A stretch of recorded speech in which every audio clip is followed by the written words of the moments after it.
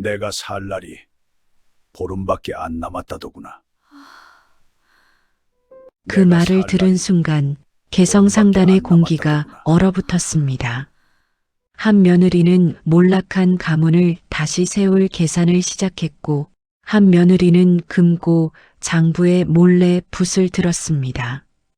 그런데 단 한 사람만이 죽어가는 시아버지의 손을 끝까지 놓지 않았습니다.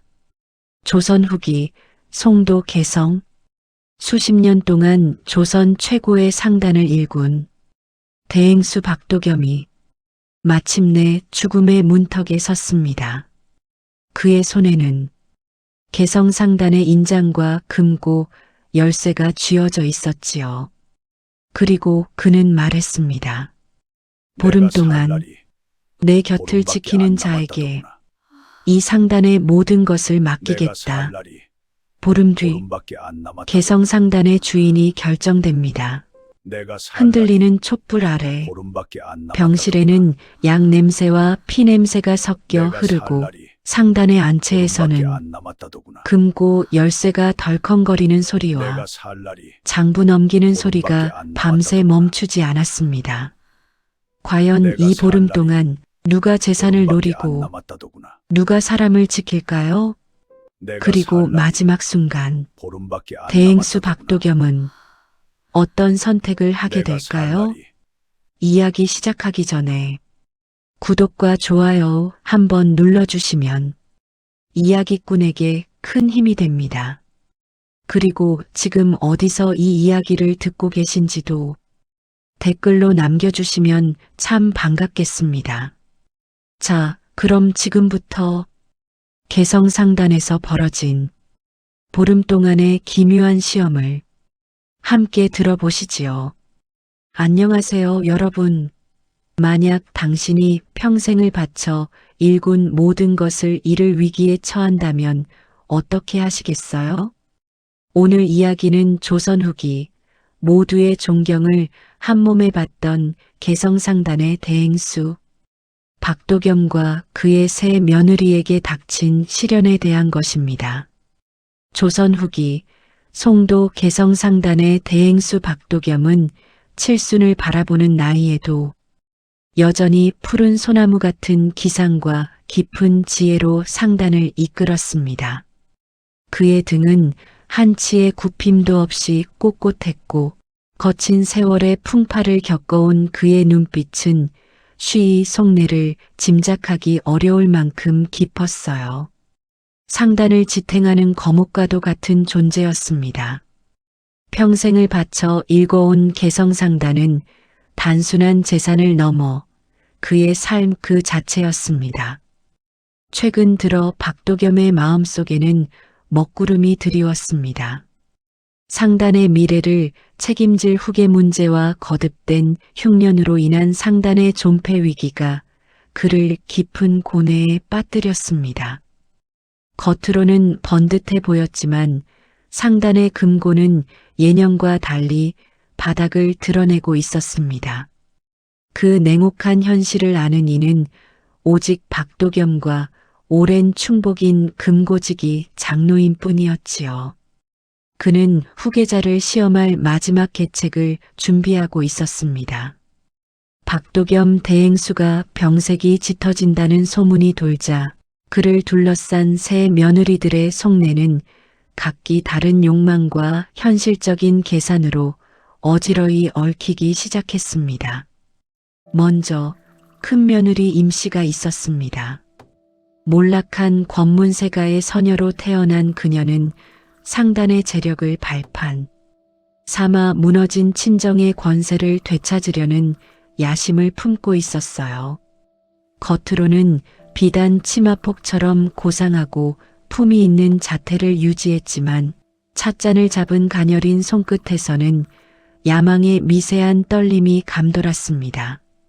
그녀의 눈빛은 상단의 넉넉한 재력을 발판 삼아 무너진 친정을 다시 일으키려는 차가운 야심으로 번뜩였습니다. 둘째 며느리 조 씨는 장사치 집안 출신답게 숫자에 밝고 계산이 빨랐습니다. 그녀는 붓을 든 채 상단의 비자금 장부를 들여다보며 입술을 실룩거렸습니다.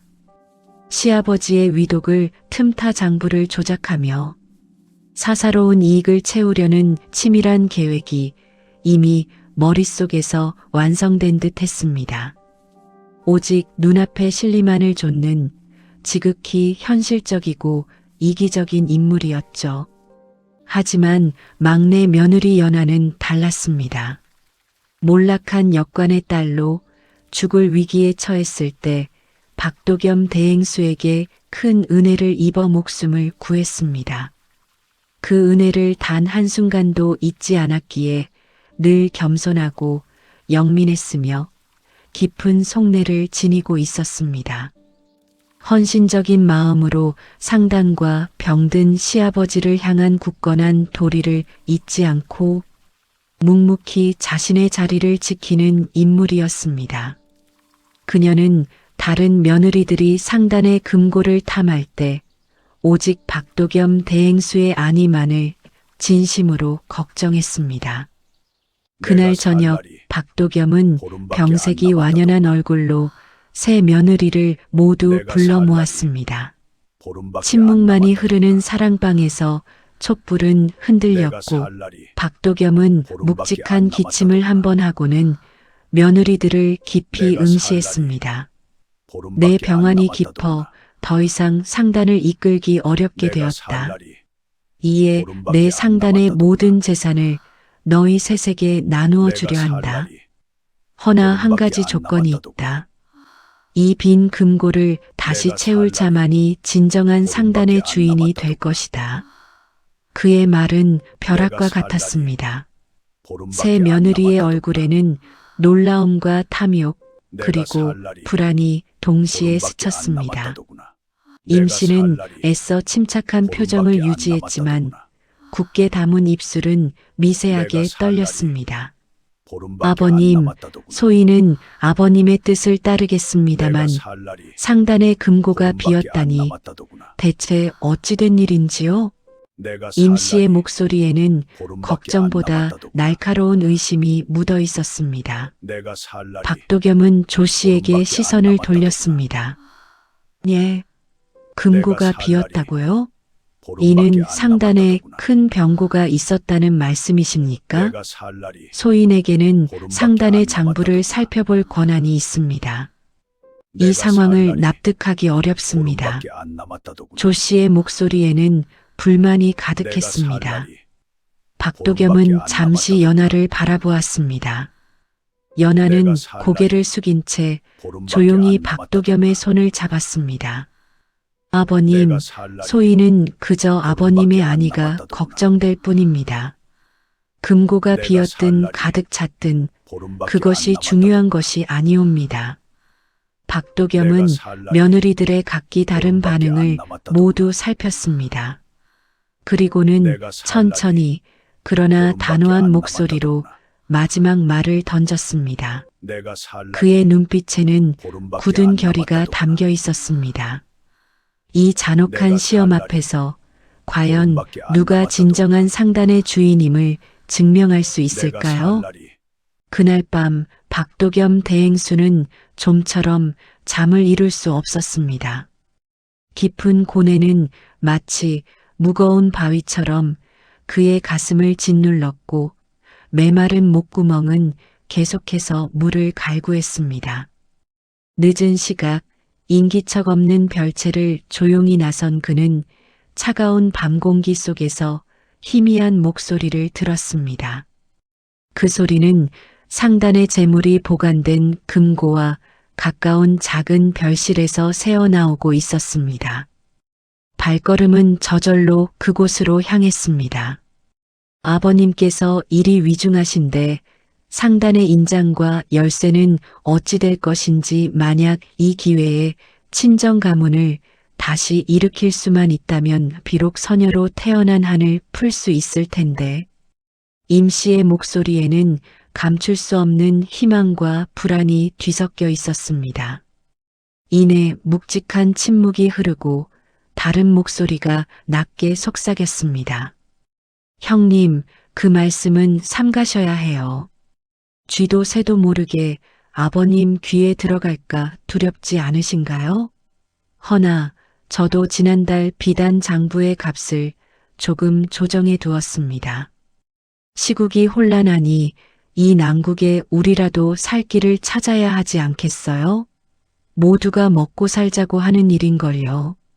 조 씨의 말끝에는 서늘하면서도 노골적인 탐욕이 배어 있었습니다. 이어지는 그녀의 기분 나쁜 웃음소리는 고요한 밤의 정적을 갈랐고 박도겸의 심장은 차가운 얼음물에 담긴 듯이 철렁 내려앉았습니다. 자신의 눈과 귀를 의심했지만 이내 임 씨와 조 씨의 대화는 더욱 노골적으로 변하며 그의 귓속을 파고들었습니다. 상단의 아니보다는 사사로운 욕망에 눈이 먼 두 며느리의 본심이 마치 썩은 고름처럼 터져 나오는 순간이었습니다. 등골이 오싹해지고 손이 저절로 떨려왔습니다. 박도겸은 충격과 배신감에 몸을 제대로 가눌 수 없었습니다. 겨우 별채로 돌아온 그는 밤새도록 고통스러운 번민에 시달렸습니다.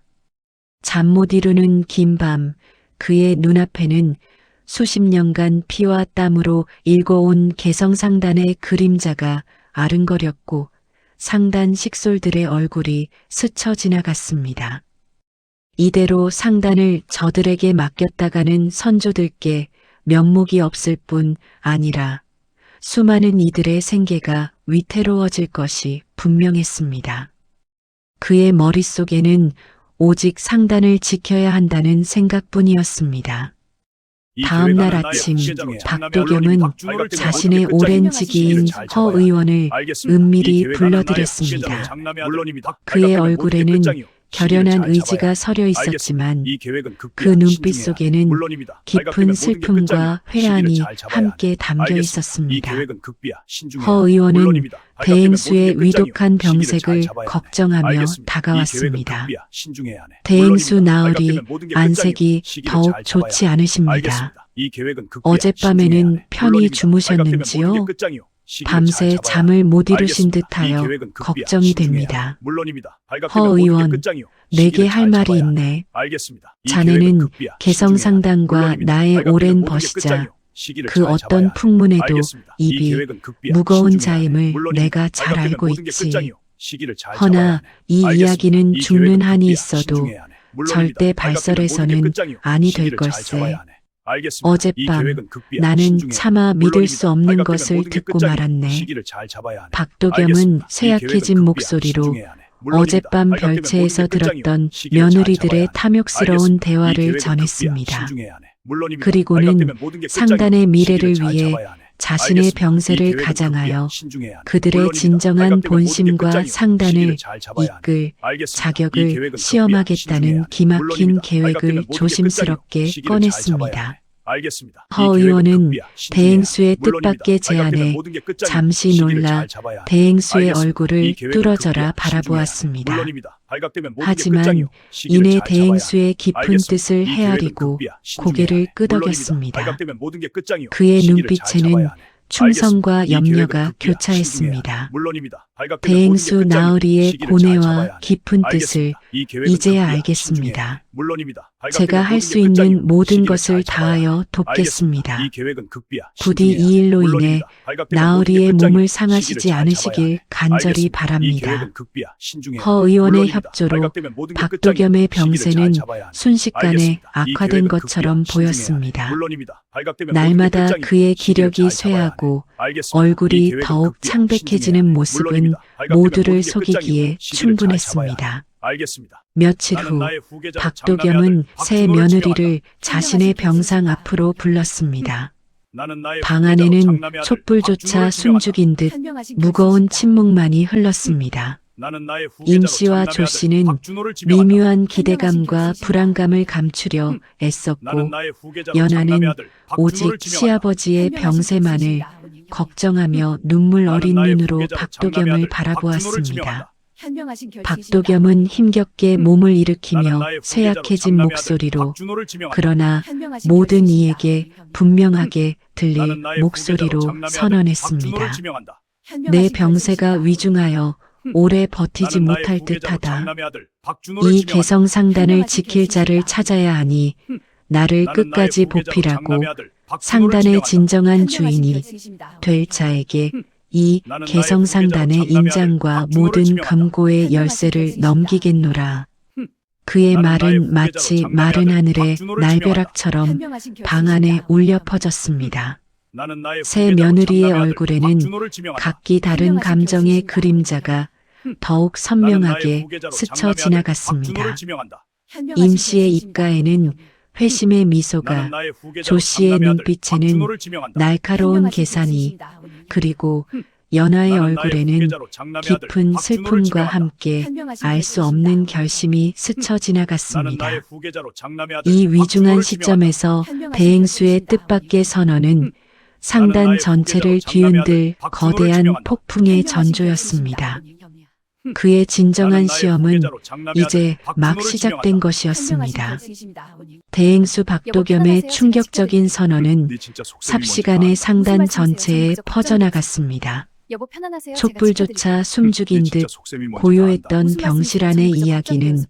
밤이 여보 편안하세요? 깊어질수록 제가 지켜드릴게요. 상단 네 진짜 곳곳에 속셈이 뭔지 다 작은 안다. 틈새를 무슨 말씀이세요? 저는 그저 비집고 걱정이어서. 스며들었지요. 여보 편안하세요? 제가 겉으로는 지켜드릴게요. 대행수가 네 진짜 속셈이 위독하여 뭔지 다 안다. 후계자를 무슨 말씀이세요? 저는 시험한다는 그저 걱정이어서. 소문이 돌았고 여보 편안하세요? 제가 속으로는 지켜드릴게요. 상단의 네 진짜 속셈이 막대한 뭔지 다 안다. 무슨 재산과 말씀이세요? 권력을 저는 그저 걱정이 되어서. 차지하려는 물밑 여보 편안하세요? 싸움이 제가 지켜드릴게요. 마치 해일에 네 진짜 속셈이 휩쓸린 뭔지 다 듯 안다. 격렬하게 무슨 말씀이세요? 저는 그저 시작되었습니다. 여보 편안하세요? 평온했던 제가 지켜드릴게요. 상단은 네 진짜 속셈이 순식간에 뭔지 다 안다. 끓어오르는 무슨 말씀이세요? 소처럼 저는 그저 변해버렸습니다. 여보 편안하세요? 새 제가 며느리들은 네 진짜 저마다 속셈이 뭔지 다 다른 안다. 방식으로 무슨 말씀이세요? 저는 그저 박도겸의 병문안을 여보 드나들기 편안하세요? 제가 시작했습니다. 네 진짜 속셈이 그들의 뭔지 다 안다. 발걸음 무슨 말씀이세요? 하나하나, 저는 그저 걱정이 되어서. 손짓 여보 하나하나에는 편안하세요? 제가 계산된 지켜드릴게요. 의도와 네 진짜 속셈이 뭔지 다 숨겨진 안다. 욕망이 무슨 말씀이세요? 짙게 저는 그저 배어 걱정이 있었지요. 여보 편안하세요? 먼저 제가 큰 지켜드릴게요. 며느리 임 씨는 네 진짜 속셈이 마치 뭔지 다 경연이라도 무슨 하듯 말씀이세요? 저는 그저 가장 걱정이 되어서. 비싸고 귀한 편안하세요? 약재들을 제가 지켜드릴게요. 구해와 네 진짜 속셈이 박도겸의 뭔지 다 침상 안다. 무슨 곁에 말씀이세요? 저는 그저 산처럼 걱정이 되어서. 쌓았습니다. 여보 편안하세요? 제가 백두산, 지켜드릴게요. 천종, 네 진짜 속셈이 산삼과 뭔지 다 안다. 녹용, 무슨 말씀이세요? 저는 그저 만년한초 걱정이 되어서. 등 한약방의 여보 편안하세요? 모든 제가 지켜드릴게요. 진귀한 네 진짜 약재들이 속셈이 뭔지 다 임 안다. 씨의 무슨 손을 말씀이세요? 저는 그저 거쳐 걱정이 되어서. 상단으로 들어오는 여보 듯 편안하세요? 제가 했습니다. 지켜드릴게요. 네 진짜 상단의 속셈이 뭔지 재력을 다 안다. 무슨 과시하듯 말씀이세요? 저는 그저 그녀의 걱정이 되어서. 몸에는 여보 평소보다 편안하세요? 제가 더 지켜드릴게요. 화려한 비단옷이 속셈이 뭔지 다 휘감겨 안다. 무슨 있었고 말씀이세요? 저는 그저 걱정이 되어서. 얼굴에는 여보 고상하지만 편안하세요? 제가 지켜드릴게요. 어딘가 네 모르게 진짜 속셈이 뭔지 다 승자의 안다. 무슨 여유로운 말씀이세요? 미소가 저는 그저 희미하게 여보 감돌았습니다. 편안하세요? 제가 지켜드릴게요. 아버님, 네 진짜 속셈이 이 뭔지 다 귀한 안다. 무슨 백두산 말씀이세요? 저는 그저 산삼은 걱정이 되어서. 제가 직접 여보 편안하세요? 10만이를 제가 지켜드릴게요. 수소문하여 네 진짜 어렵게 속셈이 뭔지 다 구했습니다. 무슨 말씀이세요? 저는 그저 걱정이 깊은 되어서. 산골을 몇 여보 날 편안하세요? 며칠 제가 헤매었을 진짜 10만이의 속셈이 노고를 뭔지 다 안다. 무슨 생각해서라도 말씀이세요? 저는 그저 걱정이 부디 되어서. 드시고 여보 어서 편안하세요? 제가 지켜드릴게요. 쾌차하시옵소서. 네 진짜 속셈이 뭔지 다 그녀의 안다. 목소리에는 무슨 말씀이세요? 저는 그저 걱정이 간절함이 되어서. 묻어났지만 여보 편안하세요? 제가 박도겸은 감은 네 진짜 눈꺼풀 속셈이 뭔지 다 아래로 안다. 무슨 비릿한 말씀이세요? 저는 그저 미소를 걱정이 되어서. 감추지 여보 못했습니다. 편안하세요? 제가 지켜드릴게요. 그의 네 병세가 진짜 속셈이 뭔지 다 깊어질수록 안다. 무슨 임 말씀이세요? 씨의 저는 그저 걱정이 되어서. 눈동자는 더욱 여보 빛을 편안하세요? 제가 발했고 지켜드릴게요. 그녀의 네 진짜 속셈이 시선은 뭔지 다 안다. 무슨 산삼이 말씀이세요? 아닌 저는 그저 걱정이 되어서. 별실문 넘어 여보 편안하세요? 어렴풋이 제가 지켜드릴게요. 보이는 네 금고의 진짜 속셈이 방향을 뭔지 다 안다. 향하고 무슨 말씀이세요? 저는 그저 있었으니까요. 걱정이 되어서. 침상 여보 곁을 편안하세요? 제가 지키며 지켜드릴게요. 대행수의 네 진짜 속셈이 병세에 뭔지 다 대한 안다. 질문을 무슨 말씀이세요? 하는 저는 그저 임 걱정이 씨의 되어서. 목소리는 여보 편안하세요? 제가 차분했지만 지켜드릴게요. 귓가에는 네 진짜 속셈이 뭔지 다 다음 안다. 수순을 무슨 말씀이세요? 기다리는 저는 그저 걱정이 미세한 되어서. 긴장이 여보 섞여 편안하세요? 제가 있었습니다. 지켜드릴게요. 둘째 보십시오, 며느리 도겸어른. 조 씨는 수입이 이렇게 더욱 늘었습니다. 노골적이었습니다. 지출은 어찌 줄였지? 이제 그녀는 큰 걱정 없습니다. 박도겸의 보십시오, 병세가 도겸어른. 깊어져 수입이 상단 이렇게 업무를 늘었습니다. 돌볼 수 없게 정말인가? 되자 지출은 어찌 줄였지? 이제 큰 기다렸다는 걱정 듯 없습니다. 자신이 보십시오, 도겸어른. 직접 수입이 이렇게 재물을 늘었습니다. 정리하겠다며 정말인가? 나섰습니다. 지출은 어찌 줄였지? 이제 큰 밤낮으로 걱정 없습니다. 상단 보십시오, 금고와 도겸어른. 수입이 이렇게 장부방을 늘었습니다. 제집 드나들 듯 정말인가? 했습니다. 지출은 어찌 줄였지? 이제 큰 그녀의 걱정 없습니다. 손에는 보십시오, 늘 도겸어른. 닳고 다른 수입이 이렇게 장부 몇 늘었습니다. 권이 들려 정말인가? 있었고 지출은 어찌 줄였지? 얼굴에는 이제 큰 걱정 없습니다. 상단의 재정을 보십시오, 도겸어른. 걱정하는 수입이 이렇게 듯한 늘었습니다. 근심이 정말인가? 가득했지만 지출은 어찌 줄였지? 그 이제 큰 안에는 걱정 없습니다. 교활한 계산이 보십시오, 도겸어른. 번득였습니다. 수입이 이렇게 늘었습니다. 아버님, 정말인가? 요즘 지출은 어찌 상단의 줄였지? 재정 이제 큰 걱정 상태가 없습니다. 말이 보십시오, 아닙니다. 도겸어른. 수입이 이렇게 각 늘었습니다. 지방의 폭우 상황도 정말인가? 좋지 지출은 어찌 않고 줄였지? 이제 큰 걱정 흉년까지 없습니다. 겹쳐 보십시오, 상단의 도겸어른. 수입이 자금이 이렇게 바닥을 늘었습니다. 보이고 있어요. 정말인가? 지출은 어찌 제가 줄였지? 이제 큰 아버님의 걱정 짐을 없습니다. 덜어드리고자 보십시오, 도겸어른. 수입이 밤낮으로 이렇게 늘었습니다. 장부를 보고 있는데 정말인가? 지출은 어찌 어찌나 줄였지? 이제 큰 복잡한지 걱정 없습니다. 모르겠습니다. 보십시오, 도겸어른. 수입이 이렇게 이대로라면 늘었습니다. 상당히 정말인가? 크게 지출은 휘청일지도 어찌 줄였지? 모를 이제 큰 걱정 일입니다. 없습니다. 보십시오, 조 씨는 도겸어른. 수입이 장부를 이렇게 들고 와 늘었습니다. 박도겸에게 정말인가? 상단의 지출은 어찌 위급한 줄였지? 이제 상황을 큰 걱정 과장하여 보십시오, 일장 도겸어른. 수입이 연설을 이렇게 늘었습니다. 늘어놓았습니다. 정말인가? 지출은 허나 어찌 줄였지? 이제 큰 걱정 박도겸은 없습니다. 조 씨의 보십시오, 눈빛이 도겸어른. 수입이 마치 이렇게 늘었습니다. 시장의 약삭 빠른 정말인가? 지출은 상인처럼 어찌 줄였지? 이제 큰 이리저리 걱정 없습니다. 흔들리는 것을 보십시오, 도겸어른. 수입이 똑똑히 이렇게 보았습니다. 정말인가? 숫자에 지출은 어찌 밝은 줄였지? 이제 그녀의 큰 걱정 재능이 없습니다. 탐욕스러운 보십시오, 속내를 도겸어른. 수입이 이렇게 가리지는 늘었습니다. 못했습니다. 정말인가? 지출은 어찌 오히려 줄였지? 이제 그 큰 걱정 재능은 없습니다. 상단의 보십시오, 돈줄을 도겸어른. 수입이 이렇게 교묘하게 늘었습니다. 빼돌리는데 정말인가? 쓰이고 지출은 어찌 있었지요. 줄였지? 이제 큰 걱정 없습니다. 대행수의 위독을 보십시오, 도겸어른. 틈타 수입이 이렇게 장부를 늘었습니다. 조작하고 정말인가? 사사로운 지출은 어찌 이익을 줄였지? 이제 채우는 큰 걱정 없습니다. 그녀의 행동은 보십시오, 도겸어른. 박도겸의 수입이 이렇게 눈에는 늘었습니다. 너무나도 정말인가? 지출은 어찌 명확했습니다. 줄였지? 이제 큰 걱정 없습니다. 그는 차갑게 보십시오, 식어가는 도겸어른. 가슴을 수입이 이렇게 애써 늘었습니다. 진정시켰습니다. 정말인가? 지출은 어찌 줄였지? 그때 문 밖에서 다른 두 며느리의 요란함과는 확연히 다른 조용하고 부드러운 인기척이 들려왔습니다. 희미한 달빛 아래 박도겸의 귀가 쫑긋했습니다. 고요하고 단정한 발걸음 소리가 병실 문 앞에서 멈춰 섰습니다. 아버님, 식사하실 시간입니다. 입맛이 없으시더라도 이 들깨 죽은 소화에 좋다고 하시니 조금이라도 드셔보시는 게 어떠세요? 제가 직접 끓였습니다. 막내 며느리 연아는 다른 두 며느리처럼 요란스러운 말도 값비싼 물건도 가져오지 않았습니다. 그녀의 손에는 그저 정성껏 달인 탕약과 김이 모락모락 피어나는 들깨죽 한 그릇이 들려있을 뿐이었습니다. 병실에 들어선 그녀의 옷차림은 수수했지만 그 안에서 풍기는 진심은 어떤 비단보다도 고귀했습니다. 연아는 박도겸의 침상 곁에 조용히 앉아 숟가락으로 죽을 저으며 식어가는 들깨죽을 따뜻하게 데우는 신용을 했습니다. 그녀의 손길은 더없이 조심스럽고 따뜻했으며 그 눈빛은 오직 시아버지의 병세만을 깊이 걱정하는 진심으로 가득했습니다.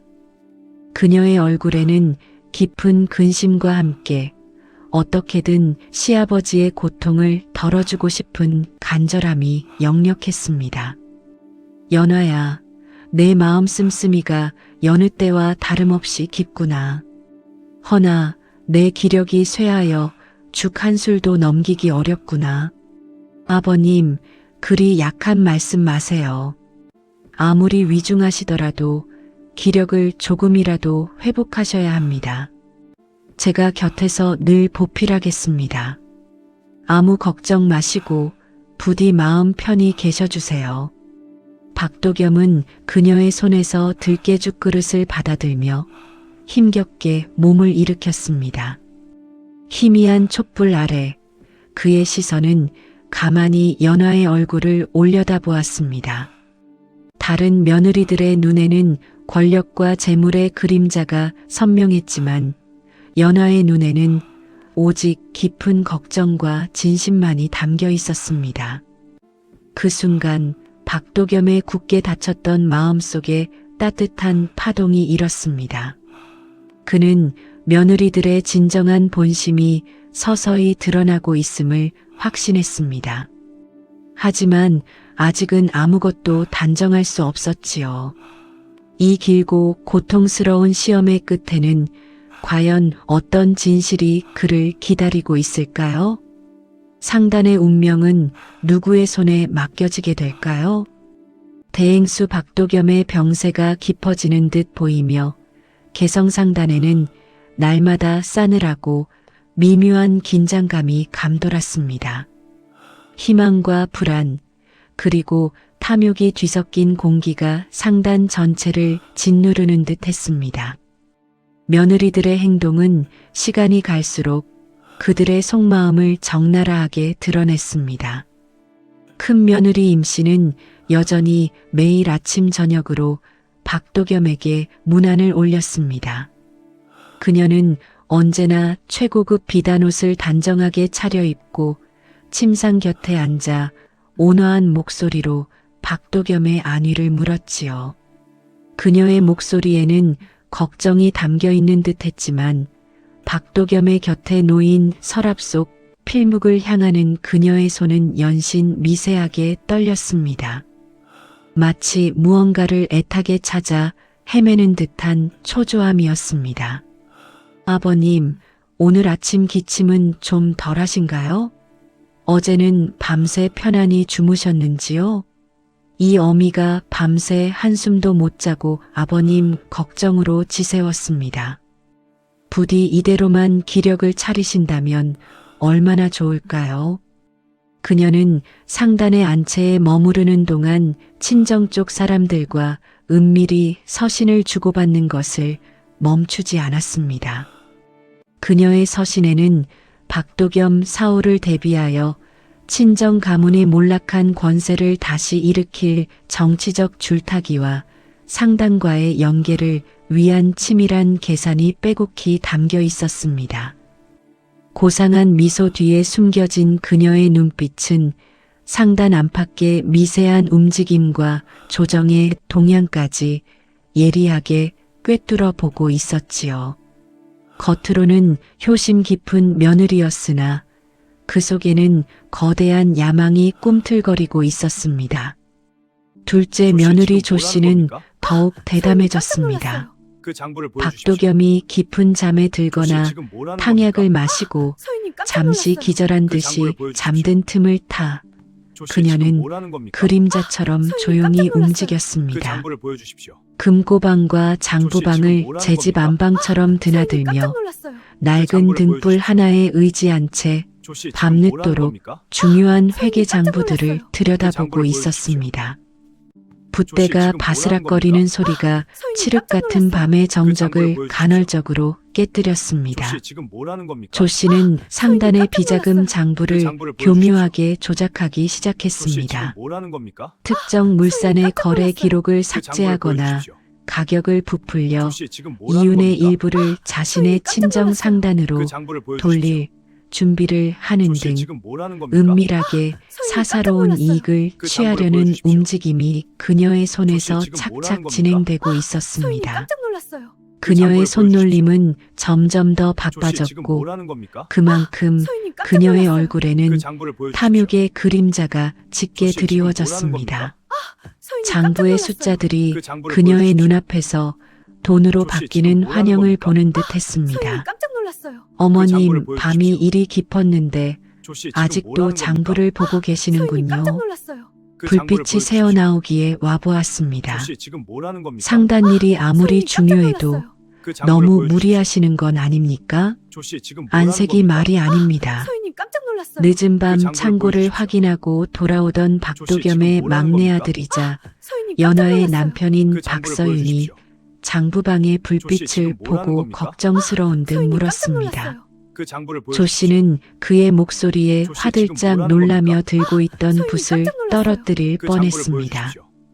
그녀는 조씨, 잠시 지금 뭐라는 멈칫하며 심장이 서윤님 깜짝 철렁 놀랐어요. 그 장부를 내려앉았지만 보여주십시오. 이내 아무렇지 않은 조씨, 듯 지금 뭐라는 태연한 겁니까? 표정으로 깜짝 박서윤을 놀랐어요. 그 장부를 돌아보았습니다. 보여주십시오. 서윤아, 조씨, 내 지금 아버님께서 뭐라는 겁니까? 일이 서윤님 깜짝 위독하시니 놀랐어요. 내가 그 장부를 상단의 보여주십시오. 일을 조금이라도 조씨, 지금 돌봐야 하지 뭐라는 않겠니? 서윤님 이 깜짝 어미가 놀랐어요. 아니면 그 장부를 누가 보여주십시오. 아버님 곁을 지키겠느냐? 조씨, 지금 뭐라는 겁니까? 너는 아버님 깜짝 침상이나 놀랐어요. 잘 그 장부를 지켜드려라. 보여주십시오. 쓸데없는 조씨, 걱정 지금 말고 뭐라는 말이다. 서윤님 조 깜짝 씨는 놀랐어요. 굳은 그 표정으로 장부를 서둘러 장부를 조씨, 덮었습니다. 지금 뭐라는 겁니까? 박서윤은 서윤님 깜짝 어딘가 놀랐어요. 모르게 그 장부를 초조해 보여주십시오. 보이는 조 씨의 모습에 조씨, 지금 의심스러운 뭐라는 겁니까? 눈길을 거두지 서윤님 못했지만 깜짝 놀랐어요. 그 더 장부를 이상 보여주십시오. 그 자리에서 말을 잇지 조씨, 지금 뭐라는 못했습니다. 겁니까? 상단 깜짝 안에서는 놀랐어요. 그 장부를 이미 보여주십시오. 눈에 보이지 않는 권력 다툼의 지금 뭐라는 칼날이 겁니까? 번뜩이며 서윤님 깜짝 서로를 놀랐어요. 향하고 그 장부를 있었습니다. 보여주십시오. 그는 조씨, 불안한 지금 뭐라는 마음을 겁니까? 애써 감추고 서윤님 깜짝 발걸음을 그 장부를 돌렸습니다. 보여주십시오.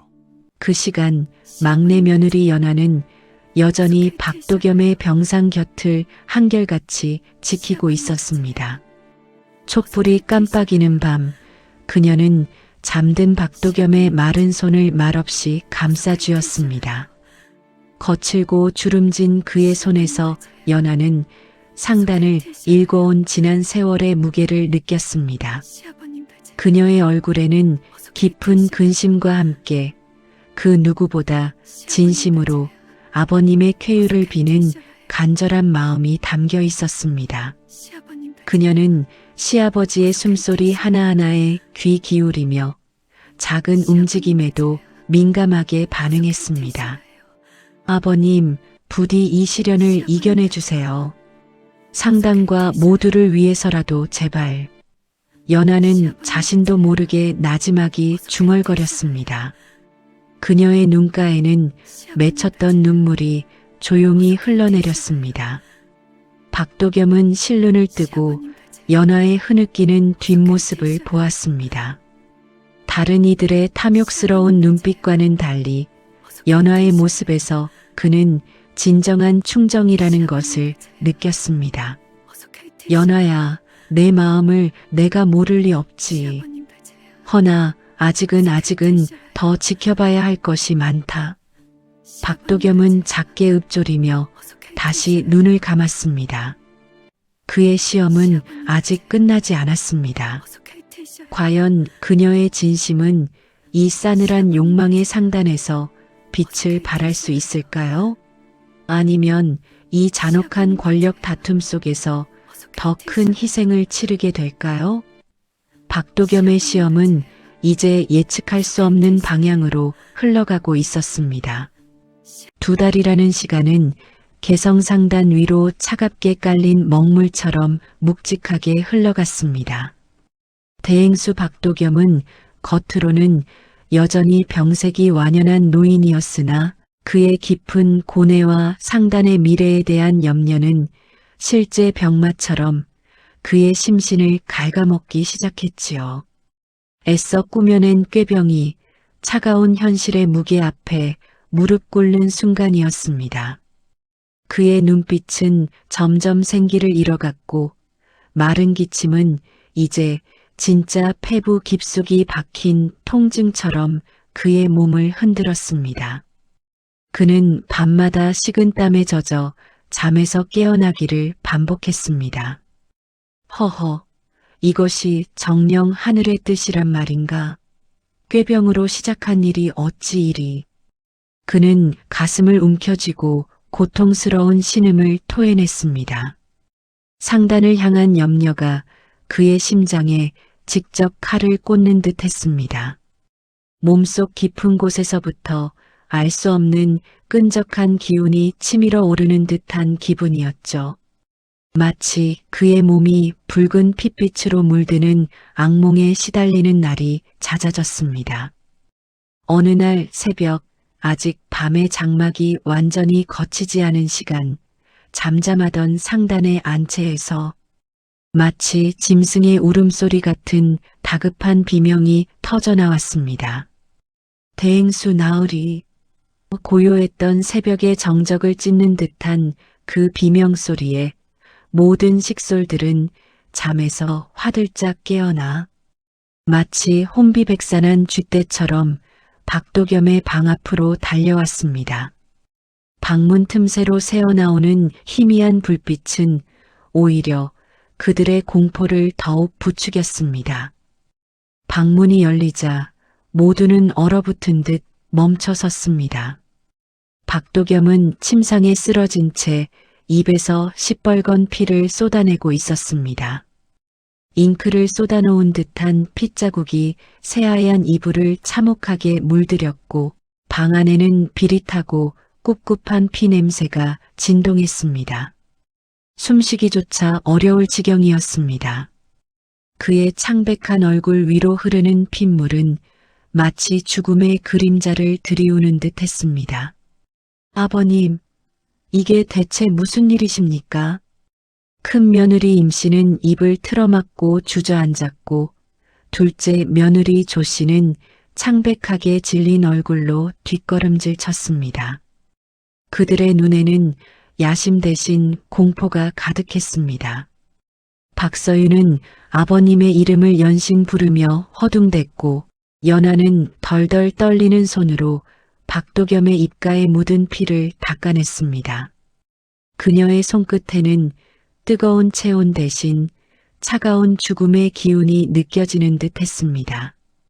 그때 상단과 오래 거래해온 허 의원이 급히 달려왔습니다. 그의 표정은 이미 심각한 상황을 짐작한 듯 굳어져 있었습니다. 손에 들린 침통에서는 날카로운 침들이 서늘하게 번뜩였습니다. 길을 비켜주십시오. 어르신의 진맥을 해야 합니다. 모두 물러서세요. 허 의원은 다급하게 외치며 침상 곁으로 다가섰습니다. 그의 손은 이미 박도겸의 손목을 잡고 능숙하게 맥을 짚고 있었습니다. 의원의 미간은 점점 더 깊은 주름으로 뒤덮였고 입술은 굳게 다물렸습니다. 방 안의 모두는 숨소리조차 내지 못하고 얼어붙은 채 허 의원의 얼굴만을 뚫어져라 바라보았습니다. 희미한 촛불 아래 그의 그림자가 길게 늘어졌습니다. 잠시 후 의원은 마치 천근만근의 무게를 짊어진 듯 무거운 한숨을 내쉬며 고개를 들었습니다. 그의 눈빛은 이미 모든 것을 말해주고 있었습니다. 대행수 어르신의 병세가 깊고 위중합니다. 오래 묵은 적취가 이제야 그 모습을 드러낸 듯합니다. 기혈이 막히고 탁한 기운이 심장을 짓누르고 있어 숨쉬기조차 힘겨워 보이십니다. 그의 다음 말은 마치 천둥 소리처럼 모두의 심장을 얼어붙게 만들었습니다. 허 의원은 상단 식솔들의 얼굴을 차례로 훑어보며 비장하면서도 단호한 목소리로 말을 이었습니다. 정령 하늘의 뜻이라면 보름이 고비가 될 것입니다. 이 고비를 넘기지 못하면 마음의 준비를 단단히 각오하셔야 합니다. 더 이상은 제가 어찌할 도리가 없습니다. 허 의원의 마지막 말은 마치 칼날처럼 상단 사람들의 가슴을 꿰뚫었습니다. 청천벽력과도 같은 소식이었습니다. 가짜 시험이었던 모든 것이 한순간에 진짜 생사의 기로가 되어버린 것입니다.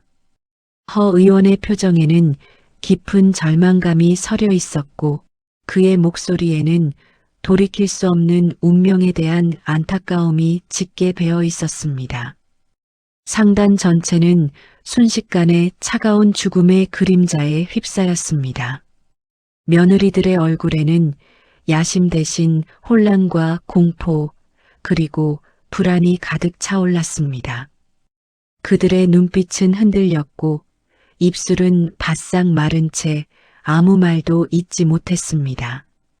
서로를 탐색하던 눈빛은 이제 자신들의 미래를 걱정하는 두려움으로 가득했습니다.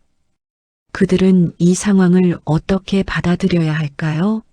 상단의 운명은 이제 바람 앞에 등불처럼 위태로워졌고 그들의 발밑 또한 흔들리기 시작했습니다. 과연 이 위기 속에서 상단을 구할 이는 누구일까요? 대행수 박도겸의 병세가 보름을 넘기기 어렵다는 허 의원의 진단은 개성상단 전체를 거대한 그림자 속에 가두었습니다. 상단은 순식간에 차가운 침묵에 휩싸였고 한순간 가짜 죽음을 흉내내던 연극은 잔혹한 현실이 되어 모두의 목을 옥죄어 왔습니다. 재산 다툼에 눈이 멀었던 며느리들의 얼굴에는 더 이상 탐욕스러운 빛 대신 죽음에 대한 막연한 두려움과 상단의 막대한 재물을 영영 잃을지도 모른다는 상실감이 뒤섞여 복잡한 감정들이 교차했습니다. 그들은 이 잔인한 운명의 장난 앞에 망연자실한 듯 보였지만 곧이어 이 위기 속에서 자신들의 몫을 지켜내기 위한 본능적인 계산이 다시금 시작되었습니다. 각자의 시선은 여전히 병든 박도겸이 아닌 상단의 권력과 재물이 향할 곳을 탐색하고 있었습니다. 큰 며느리 임씨는 아버님의 위독함에도 불구하고 병상 곁을 멀리했습니다. 그녀는 불안한 기색을 감추지 못하고 연신 손에 쥔 부채를 빠르게 흔들었습니다. 마치 격앙된 마음을 감추려는 듯 부채의 움직임은 점점 더 격렬해졌습니다. 그녀의 시선은 병든 박도겸에게 향하는 대신 상단의 귀한 문서들을 정리하고 옮기는 일꾼들의 움직임을 끊임없이 쫓았습니다. 아버님이 이리 위독하시니 집안이 너무 어수선해지는군요. 저는 안채 살림을 돌보고 상단의 품위를 유지해야 하니 병수발은 젊고 한가한 막내에게 맡기는 것이 마땅합니다. 어수선한 틈을 타 불미스러운 일이라도 생기면 상단의 위신이 땅에 떨어질 테지요. 저의 자리는 이곳이 아닙니다. 그녀의 목소리는 여전히 고상했지만 그 속에는 계산적인 냉기가 서려 있었습니다. 상단의 혼란 속에서 친정의 몰락한 권세를 되찾을 절호의 기회를 놓치지 않으려는 치밀한 계산이 그녀의 머릿속을 맴돌고 있었습니다.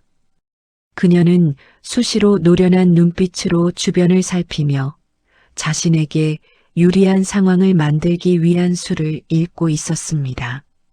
둘째 며느리 조 씨는 더욱 냉정하고 대담했습니다.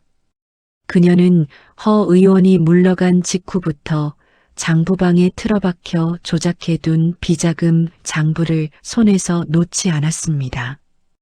병색이 짙어진 박도겸의 침상 쪽으로는 눈길조차 주지 않은 채 낡은 등불 아래 오직 숫자들에만 집중했습니다. 붓대가 종이 위를 빠르게 스쳐가는 소리만이 적막한 밤을 채웠습니다. 그녀의 손은 더욱 교묘하게 장부의 숫자를 바꾸고 거래 기록을 지우며 상단 곳곳에 돈을 빼돌릴 완벽한 그림을 그리고 있었습니다. 이제 대행수의 죽음은 그녀에게 비자금을 완전히 자신의 것으로 만들 마지막 기회처럼 보였습니다. 그녀의 입가에는 옅은 미소가 감돌았지만 그 눈빛은 한없이 차가웠습니다. 대행수 어르신께서 자리를 비우신 동안 상단 장부 정리는 더욱 시급합니다. 회계에 단 한 푼이라도 누락이 생기면 상단의 근간이 흔들릴 것입니다. 어르신의 병수발만큼 중요한 일이지요. 연화야, 아버님 곁을 지키는 것은 내 몫이니라.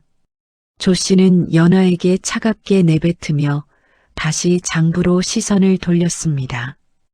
두 며느리는 각자의 탐욕과 두려움 속에서 박도겸에게서 점점 더 멀어져 갔습니다.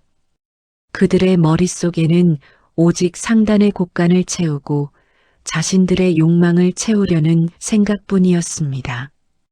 인간적인 도리나 애정은 그들에게 아무런 의미가 없었습니다. 하지만 막내 아들 박서윤과 막내 며느리 연하는 달랐습니다.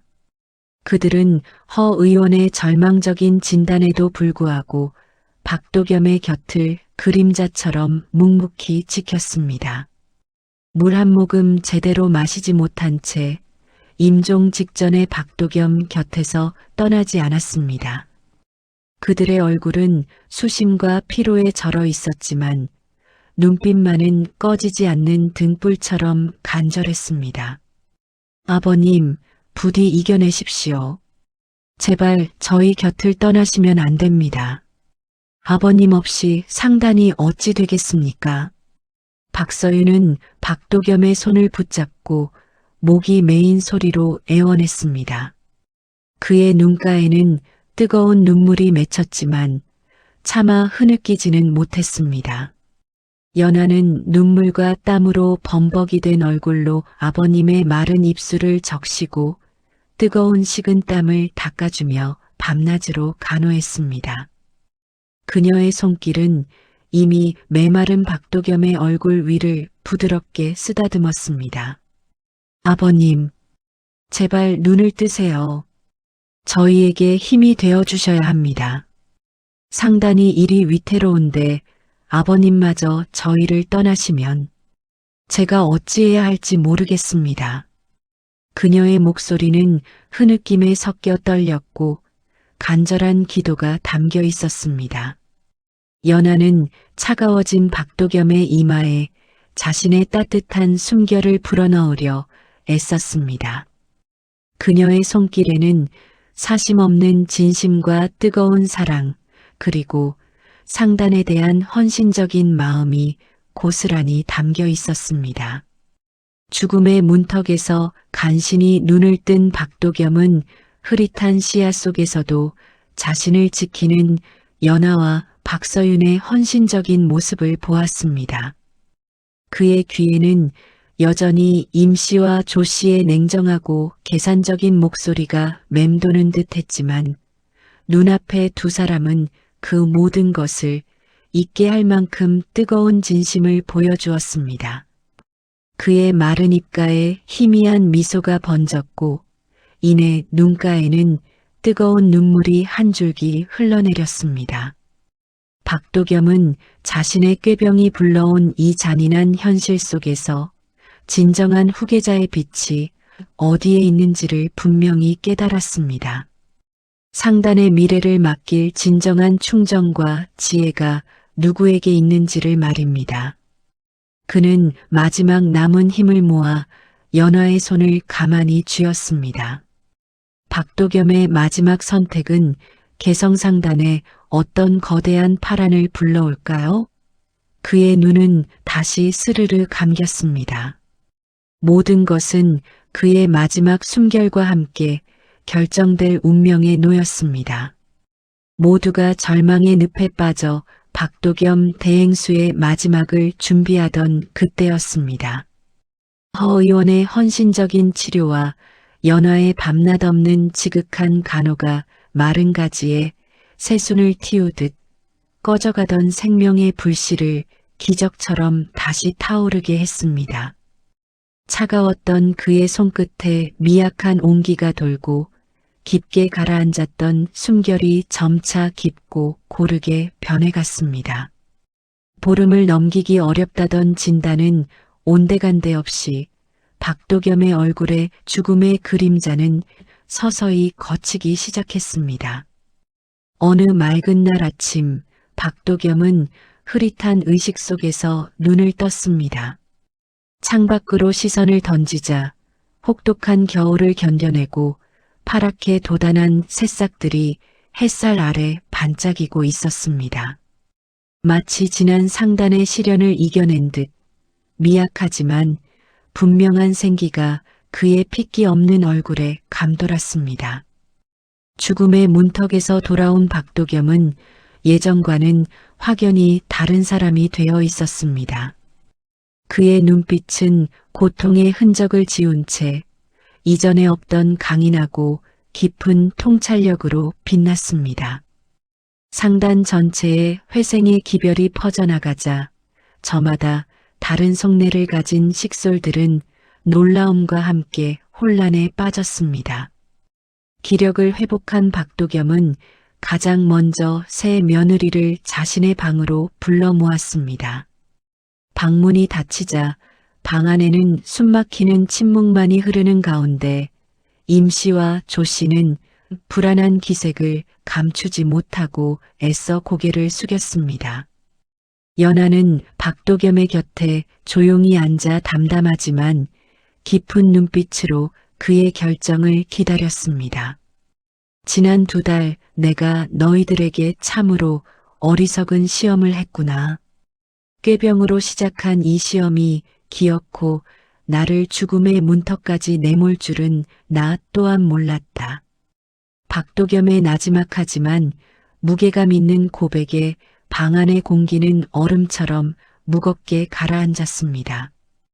임 씨와 조 씨의 얼굴은 화들짝 놀라 새하얗게 질렸고 연하마저도 그의 충격적인 고백에 눈을 크게 떴습니다.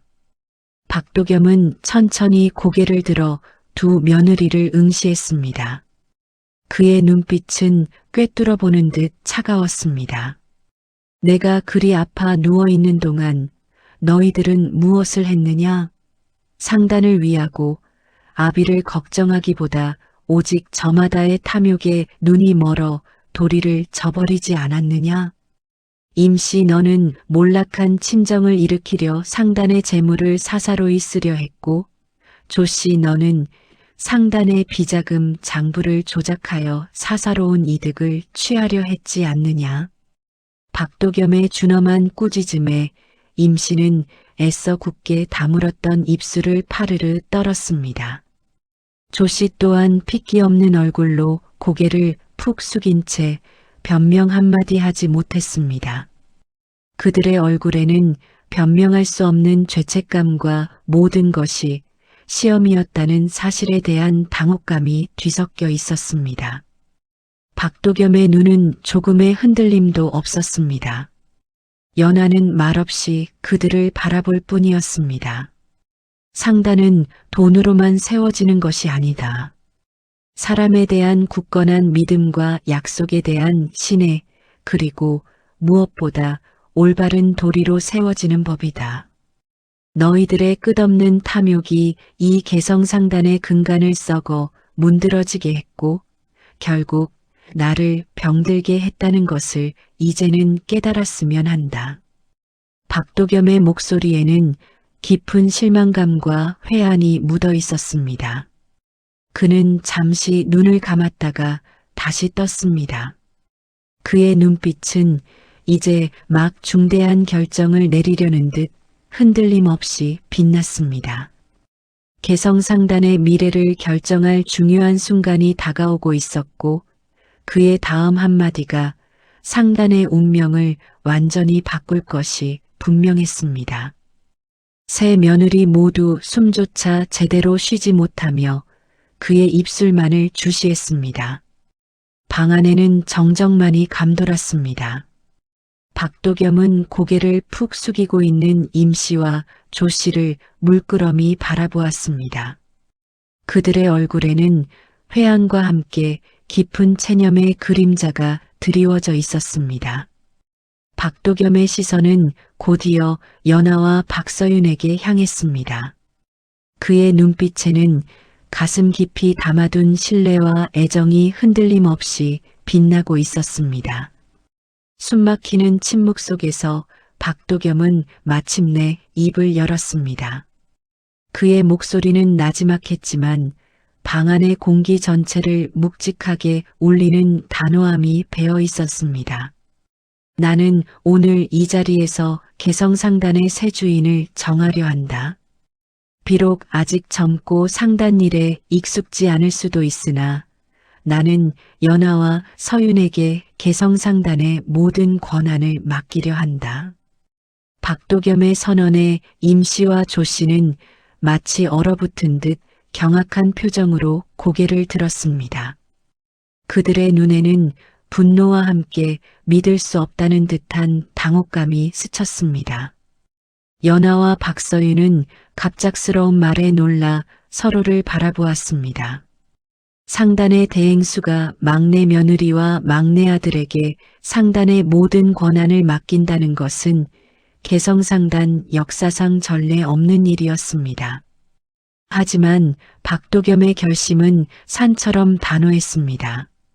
연하, 너는 내가 병들어 죽음의 문턱에 서 있을 때 오직 사심없는 진심으로 아비의 병구안을 했지. 그 어떤 대가도 바라지 않고 헌신하는 너의 모습에서 나는 개성상단의 미래를 보았다. 서윤, 너는 비록 말수는 적으나 늘 우직하게 상단의 도리를 지키고 상인으로서의 올곧은 마음을 잃지 않았다.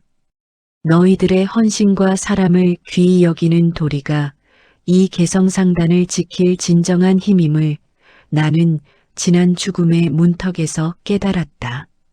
그러니 개성상단의 인장과 모든 금고의 열쇠, 그리고 상단의 모든 안살림의 권한을 너희에게 맡기노라.